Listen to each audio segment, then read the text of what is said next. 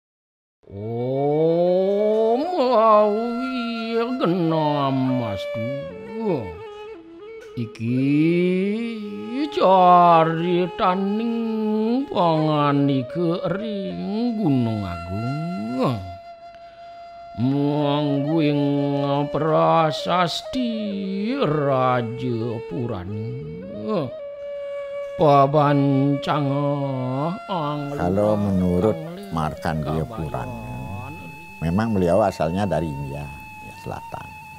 Lantas ada keinginan, ada puisik kalau gitu untuk bermukim atau membuat peseraman di Jawa. Pertama-tama beliau membuat peseraman di Dieng karena sudah banyak di sana peyoga-peyoga, resi-resi di Dieng. Beliau pindah ke Gunung Raung di Banyuwangi. Sana beliau menetap yoga dan pengikut beliau banyak. Ada puisik, beliau disuruh untuk meluaskan, membuat pemukiman di Pulau Panjang namanya, di Bali ini sekarang ya Bali. Beliau turun ke Bali bersama rombongan, diceritakan sama 800 orang.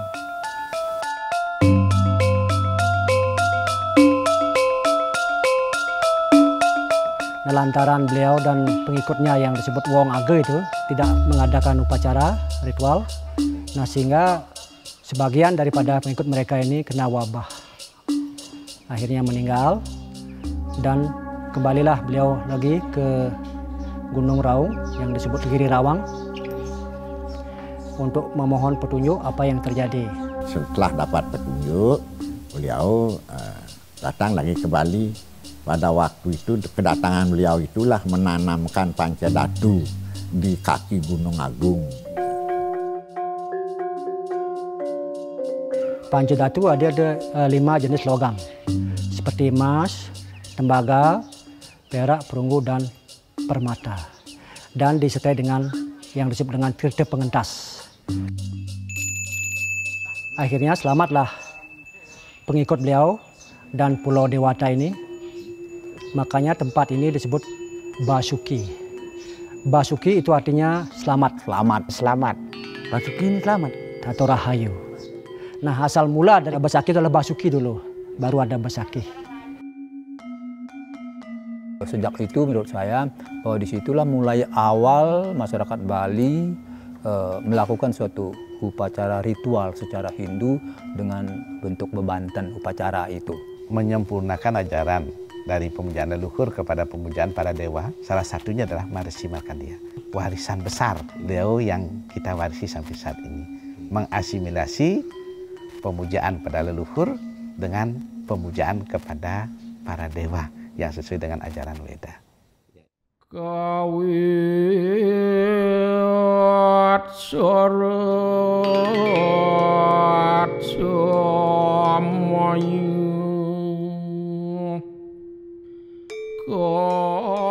Empu Kutran itu sekitar abad 10-11. Jadi di situ udah ada zaman kerajaan Udayana Warmadewa namanya. Itu muncul nama-nama Kuturan sebagai pejabat gitu. Istilahnya Senapati Kuturan.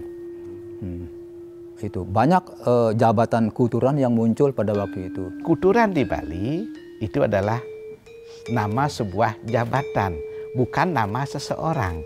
Tetapi kuturan di zaman Raja Udayana adalah kuturan yang bernama Rajakerta. Sedangkan kuturan-kuturan lain tetap ada setiap zaman pemerintahan kerajaan atau raja-raja yang berikutnya. Dalam salah satu prasasti Bukuturan dengan didirikannya Pura Penenjoan yang ada di kawasan Besakih juga, yang kurang lebih ada 1000 meter di atasnya, di mana disebutkan bahwa Besakih diperluas arealnya itu di zaman Empu Kuturan di era Udayana.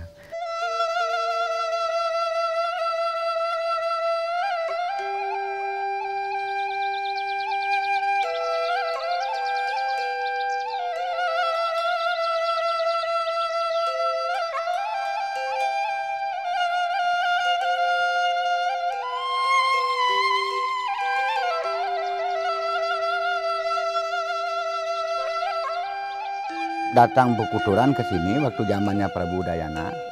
Itu kan Bali mengalami keributan, ada kekacauan, ada keributan di mana-mana. Lalu diadakan pertemuan di sana, pertemuan Samuh Tiga, pertemuan segitiga.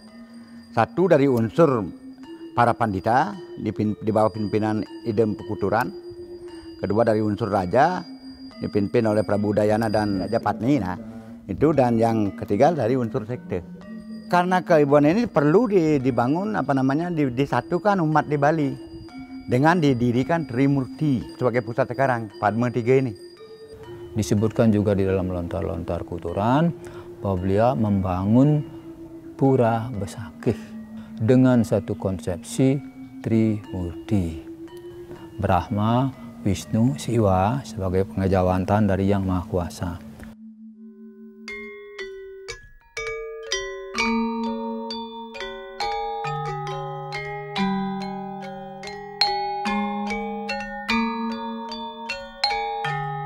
Perluasan Besakih yang paling monumental yang kita bisa lihat sampai saat ini itu ada di era Dalem Ketut Ngelesir.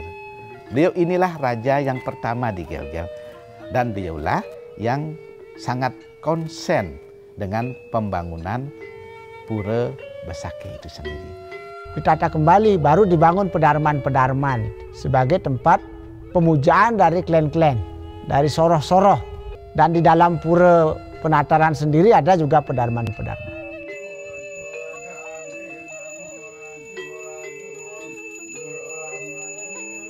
Setelah Dalem Ketut Ngelesir berpulang, barulah digantikan oleh putra beliau, yaitu Dalem Waturenggong. Pada era inilah kedatangan ide Dangyang Nileharta, atau yang lebih populer kita kenal di Bali dengan sebutan Dangyang Dwi Jendera atau Perdana Sakti Wawurauh. Karena melihat pura yang demikian megah dan besar, barangkali pembangunannya masih berlanjut di era Dalem Waturenggong. Sehingga peran ide Dangyang Nileharta juga pasti sangat besar, karena beliau sebagai seorang bagawanta di kerajaan di era itu. Karena apapun pekerjaan atau keputusan seorang raja tentunya selalu mendapat pertimbangan daripada seorang bagawanta.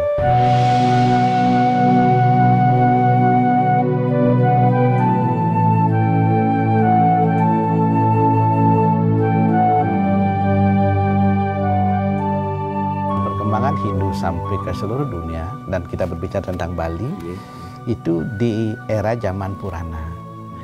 Kalau era zaman Purana, itu pemujaan yang menjadi puncak dari pemujaan itu adalah Trimurti.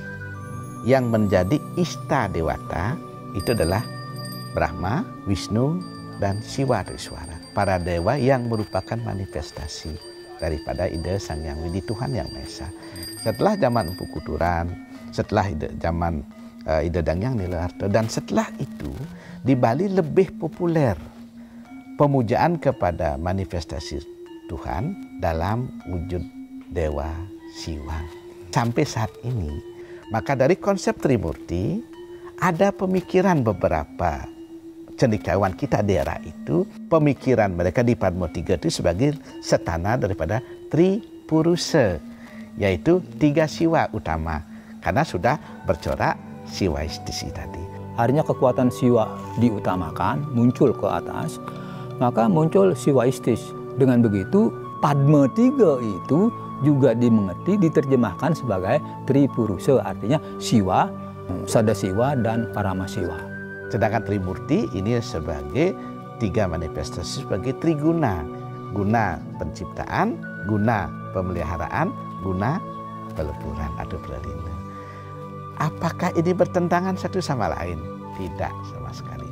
Kalau kita mengacu kepada dasar aksara, Sabatai nama Siwa. Sebenarnya semua itu adalah nama Siwaya. Itu adalah nama Siwa semua. Kita tidak bisa membedakan Brahma ini adalah bukan Siwa, Wisnu ini bukan Siwa, tetapi beliau adalah semua manifestasi yang sama. Dia adalah perwujudan Tuhan yang sama sesuai dengan fungsi masing-masing. Disinilah bentuk sebenarnya konsep ketuhanan Hindu yang satu untuk banyak dan banyak untuk satu.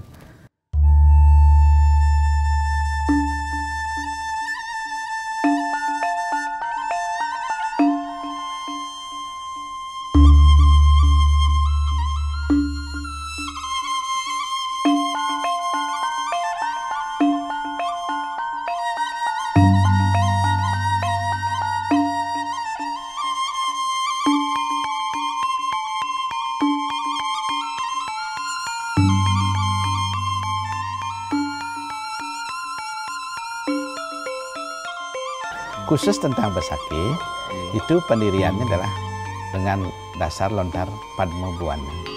Di mana dalam lontar Padma Buana ini adalah seperti namanya, Padma itu adalah lotus.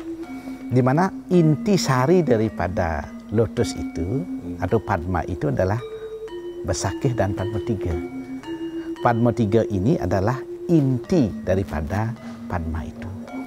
Daun pertama dari kelopak bunga Padma itu adalah Catur Loka Pala, yaitu 4 helai pertama. Yang pertama adalah Pura Kiduling Kreteg, terus ada Pura Gelap, ada Pura Batu Madeg, ada Pura Ulun Kukul, di mana penataran adalah inti. Jadi 4 ditambah 1. Refleksinya itu, kalau Pura Lempuyang sama dengan Pura Gelap, pemujaan Sang Hyang Iswara. Pura Andekasa sama dengan Pura Kiduling Kreteg, pemujaan Utara Brahma. Mahadewa di Batu Karu refleksinya adalah Ulun Kukul, sedangkan Pura Batur refleksinya adalah pemujaan Utara Wisnu, Pura Batu Madeg. Nanti ada yang disebut dengan Catur Lawa. Nah, ini yang barangkali sering terlupakan. Kenapa terlupakan? Karena saat ini dia banyak dikategorikan sebagai Pura Pedarman. Sebenarnya Catur Lawa ini tidak masuk ke dalam pedarman murni, karena dia adalah lawa daripada Besakih sendiri. Di mana Catur Lawa ini terdiri dari yang pertama adalah Pura Catur Lawa Ratu Pase.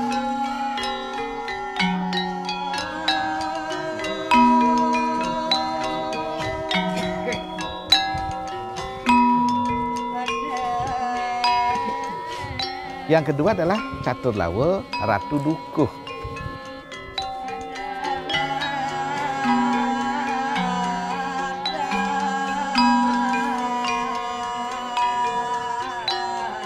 Yang ketiga adalah Catur Lawa Ratu Penyarikan.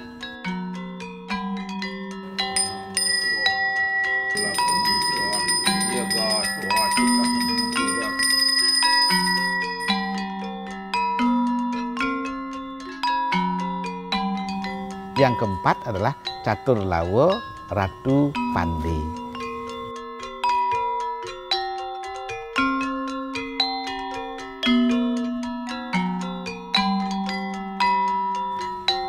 Keempat-empat ini adalah bagian sangat penting dan integral di dalam pelaksanaan upacara. Karena 4 Catur Lawa inilah yang berperan untuk suksesnya pelaksanaan upacara-upacara kecil, menengah, dan besar di Besaki.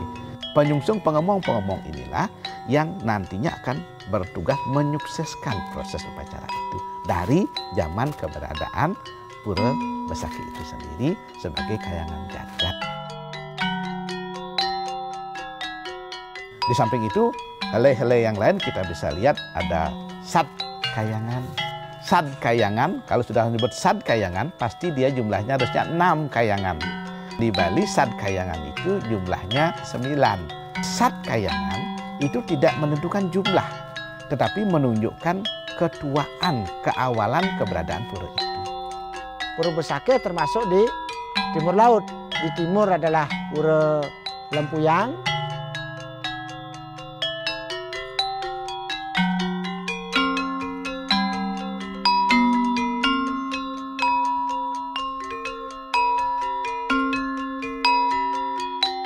Tenggara adalah Pura Golawa, pemujaan dari Maheswara.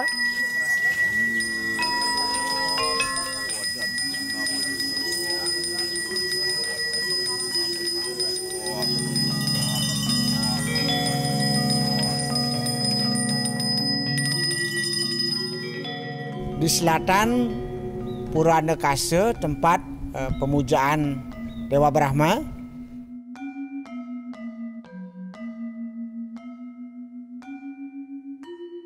Barat daya adalah Pura Uluwatu, pemujaan dari Batara Rudra.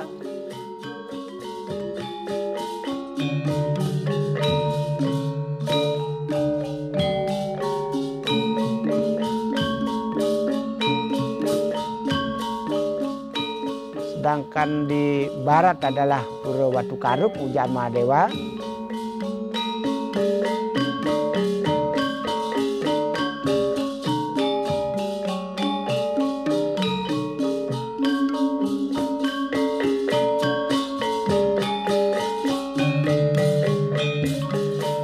Dan di barat laut adalah Pura Puncak Bangu, puncak Pengelengan, pemujaan Sang Hyang Sangkara.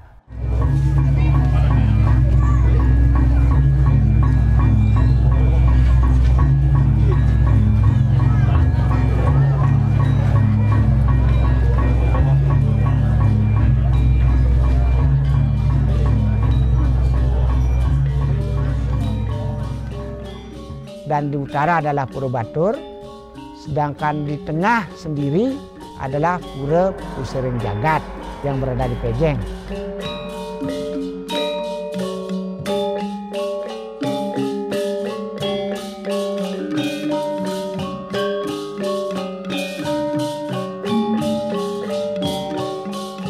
Setelah dari Sad Kayangan, kita juga mengenal pura yang disebut dengan Dang Kayangan.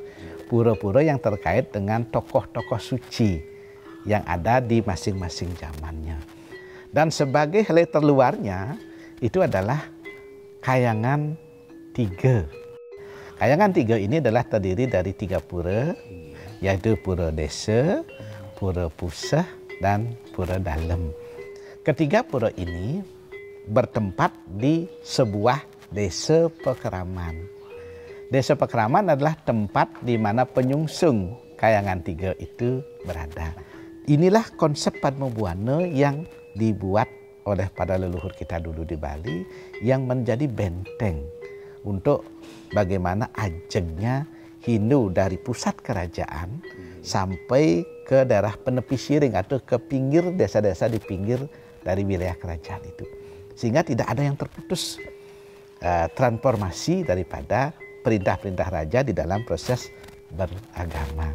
Dengan adanya desa pekeraman itu dan Kayangan 3 sebagai pemersatu di dalam pemujaan kepada Ida Sang Hyang Widi, Tuhan Yang Maha Esa kita.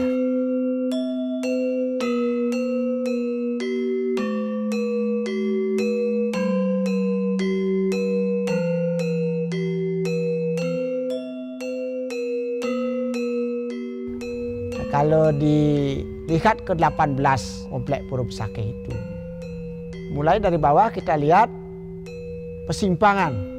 Tetapi sebelum persimpangan di Batu Sese namanya ada Pura Lawangan Agung, tempat gapuranya masuk ke Pura Besakih. Sekitar 5 kilo dari Pura Persimpangan.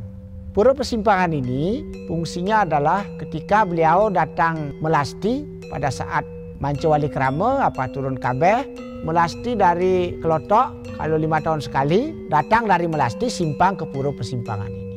Asal katanya simpang, mampir. Kemudian yang kedua adalah Pura Dalam Puri. Pura Dalam Puri ini ada kaitannya dengan upacara Pitriani. Apabila masyarakat Bali ada yang sudah melaksanakan upacara ngaben, ada istilah negara gunung. Dan Majaraja lalu ngelingihang. Pada saat itu harus simpang ke dalam puri, menyembah Ida Betara Durga karena di sana standanya Dewi Durga. Sebelah timur Pura Dalam Puri, di sana ada Tegal Penangsaran. Ini kalau dilihat dari lontar Atmo Pertangse, di sana diuraikan ada Tegal Penangsaran, tempat roh-roh yang disiksa. Lalu melewati Batu Macepak, artinya tempat-tempat hukuman para roh yang melaksanakan kesalahan-kesalahan pada hidup di dunia. Lalu ada Titi Ugalagil, jembatan yang goyang, kalau jatuh masuk ke neraka. Naik sampai di Cemara Geseng. Cemara Geseng artinya sudah habislah seluruh karma-karma buruknya di sana. Kalau dilihat filosofis, roh-roh yang di neraka itu ingin juga menuju surga. Kesalahan-kesalahan dihapus di Cemara Geseng, telah mampu melewati Titi Ugalage, Lasu Gamplong, Batu Macepak, kemudian Kayu Curiga, Kawah dan sebagainya, naik ke Manik Mas. Orang-orang yang ingin mendapat kesucian lewat Candi Bentar, naik menuju Manik Mas. Manik Mas ini adalah pura tempat penyucian. Kemudian dari Pura Manik Mas ini menuju ke Pura Bangun Sakti. Bangun Sakti fungsinya adalah untuk pemujaan kepada Dewa Pertanian, memohon agar semua tumbuh-tumbuhan bisa hidup dengan baik. Maka semua kehidupan di bumi dimulai dimohonkan di Pura Bangun Sakti. Bangun Sakti artinya, bangun artinya bangkit, sakti kehidupan. Sebelah baratnya ada Pura Ulun Kukul. Ada kukul di sana besar. Dulu kalau orang pengadilan tidak selesai, maka ada sumpah cor di Pura Ulun Kukul. Bersumpah di sana dengan membunyikan kukul itu. Sekian hari, sekian bulan sumpahnya, yang salah pasti terkena sumpahnya sendiri. Di sana kalau menurut pengideran Pura Ulun Kukul ini termasuk arah barat dari Pura Penataran Agung, tempat pemujaan Mahadewa. Lalu ke utara dari Pura Ulun Kukul ada Merajan Selonding. Itu tempat penyimpanan musik selonding dari keturunan Demane Angkeran yang masih memelihara di sana, pengembongnya.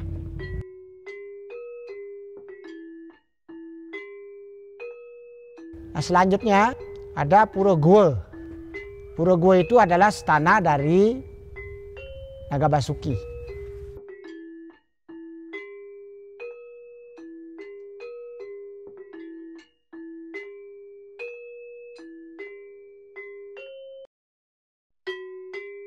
Di atasnya ada Pura Rambut Sedana yang fungsinya adalah berkaitan dengan dagang. Di sanalah tempatnya. Melanting, sama dengan melanting. Naik lagi, maka sampailah di Pura Merajan Kawan. Jadi Pura Banua namanya. Di sana berkaitan dengan upacara pertanian. Kalau masyarakat sudah melaksanakan panen, maka masyarakat memohon supaya hasil panennya itu bisa dipakai lebih lama, ngirit. Jadi bahasa Balinya ini. Lalu ke timur dikit ada Merajan Kanginan. Sebenarnya merajannya di Demane Angkeran. Lalu ada Pelinggi Empu Bradah, karena Empu Bradah pernah berjasa di Besakih. Lalu ke barat ada Pura Cenggale. Ini adalah pura yang aloh, Rajapati kalau. Di sana disimpan patung Empu Kuturan dan Resi Markandia. Di atas Pura Banua ada Pura Basukian. Nah, Pura Basukian ini sentralnya Besakih. Pura ini sebenarnya menjadi dua bagian. Di utama Mandala ini adalah Istana Lingga Ida Betara Naga Basuki.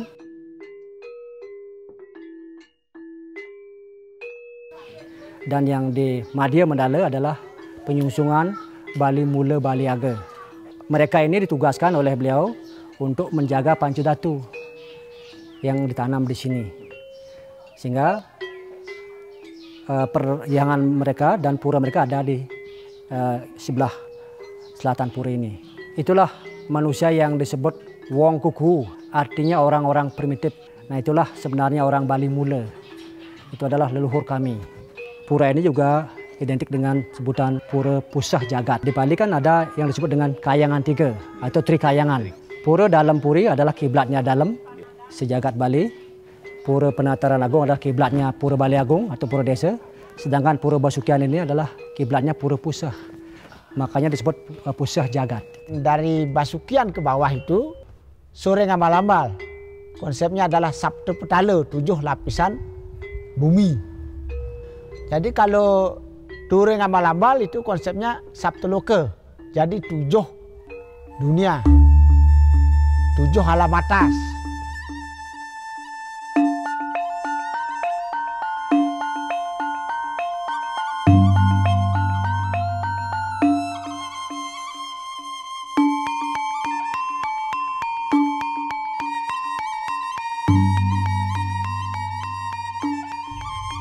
Naik ke Penataran Agung, di teras pertama akan bertemu dengan Balai Pegat dan Balai Ongkara. Ada Balai Pegabuhan. Di sana teras pertama dari Sabtoloka itu. Mandala kedua adalah Pura Penataran Agungnya. Di sana pelinggih pokoknya adalah Padma 3. Padma 3 ini sesuai dengan Raja Purana Pesakeh, tempat pemujaan Siwa, Sada Siwa, Parama Siwa.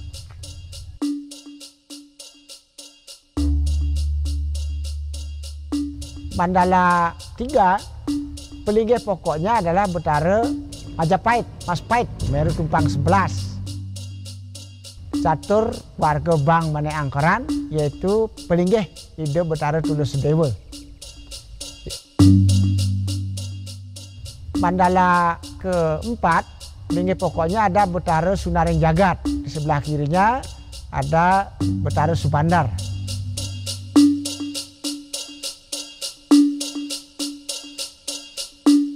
Mandala kelima ada Ratu Wisesa, Meru Tumpang 11.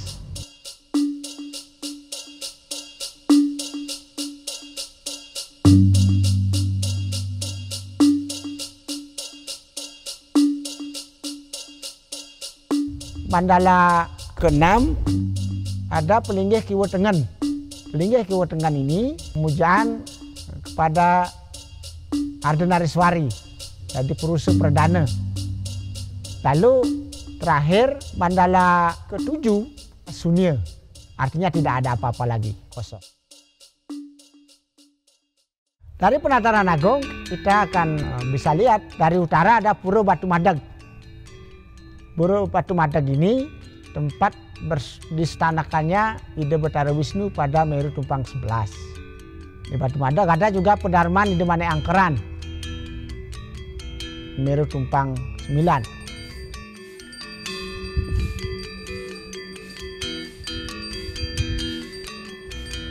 Kemudian ke timur ada Pura Gelap, tempat pemujaan Betara Iswara, Meru Tumpang 3.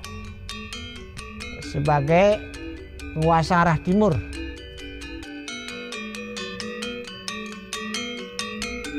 Kemudian ke selatan ada Pura Kiduleng Kerteng, pemujaan Ida Betara Brahma pada Meru Tumpang 11.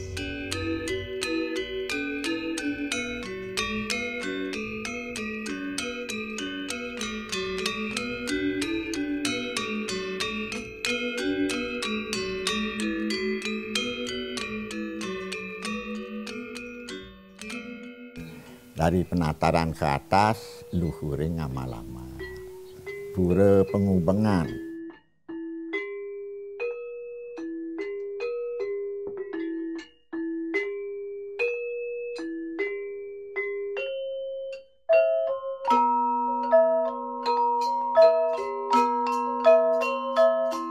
Pura Tirta.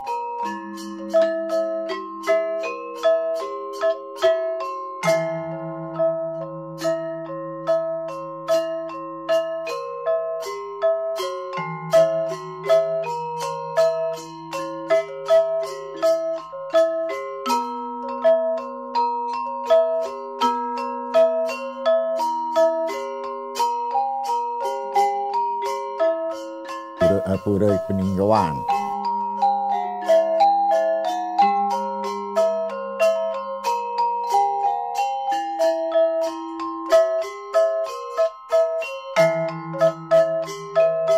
Masyarakat desa adat Besakih dibagi untuk memaksan masing-masing pura. Sebab kalau satu maksan 6 bulan itu 19 kali modalin.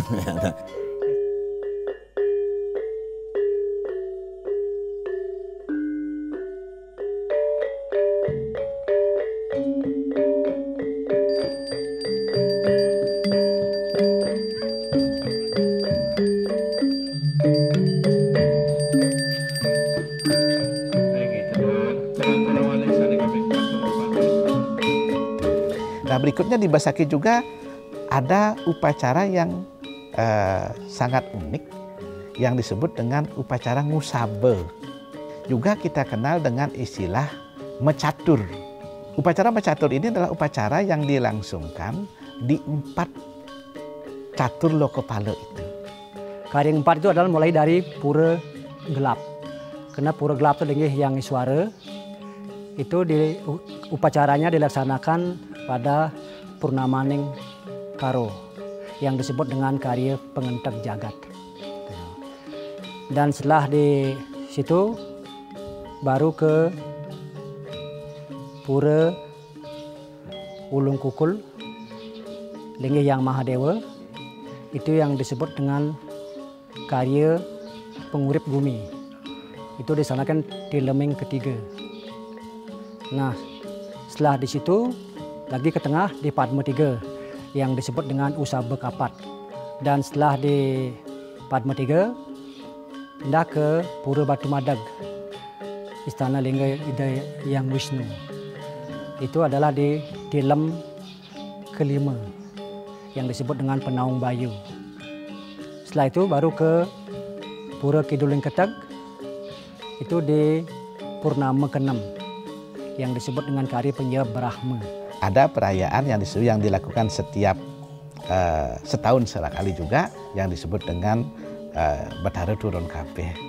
Semua dewa-dewa yang ada di Besakih semua turun ke penataran, itu turun kabeh. Dewa Gunung Agung bersabda, kita wong sedaya, wahai engkau semua manusia. Katakan seperti itu. Yang kita angarepaken Basuki, ayo kita lali gawe berbagi. Artinya kalau engkau ingin mendapatkan keselamatan, jangan lupa mengembalikan apa yang pernah kamu terima dengan bentuk upacara. 10 tahun sekali itu dilangsungkan upacara yang disebut dengan upacara Mance Wali Keramo. Itu dilangsungkan rutin setiap 10 tahun sekali. Dan yang sudah kita ketahui sebagai goal upacara tertinggi yang sudah kita rayakan sampai saat ini, itu yang setiap 100 tahun sekali, yang disebut dengan upacara Eke Dasa Ludra. Masih ada satu upacara. Upacara ini di dalam lontar Bamakerti atau lontar-lontar yang mengacu tentang Raja Purana yang ada di Besakih, ini disebut dengan upacara Merebu Bumi, yang dilangsungkan setiap 1000 tahun sekali.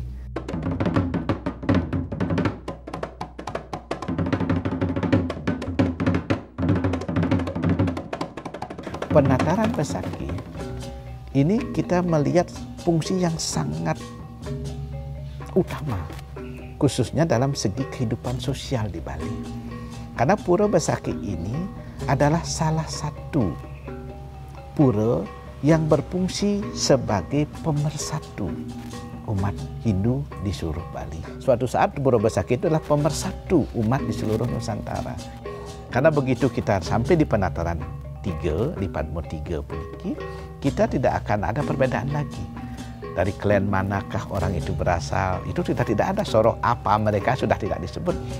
Sehingga di sini betul-betul konsep manusia pada sebagai manusia, sebagai sewa pelayan Tuhan. Di sini sama betul. Jadi konsep keberadaan penataran ini adalah berfungsi sangat utama sebagai pemersatu umat Hindu dari dulu dan sampai kapanpun. Meriati